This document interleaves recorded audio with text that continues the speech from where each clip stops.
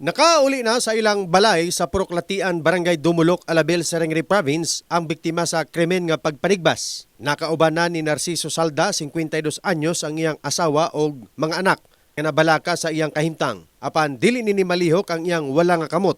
Gumikan adunay gibutang nga stainless tungod sa kadako sa samad. Gikonsidera ni Narciso nga ikaduhan niya kini nga kinabuhi ug wala usab daw nagdahom nga tigbason siya sa hubog nga higala kaniadtong Hunyo 6 sa gabi.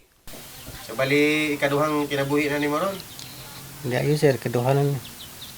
Kay Naluwas. siyempre na tigbasan ka tapos Nabinlan. kinabuhi ka pa. Nabinlan pag may kinabuhi.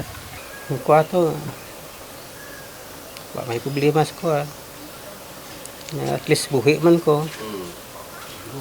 Ako sugod magkagareglo. Hubog man siya. Hindi lang. Asailoan lang ako siya. Gikumpirma usab sa asawa sa biktima nga si Lina Salda nga niabot og 2 ka gatos og 37,000 ka pesos ang ilang billing sa Tambalanan.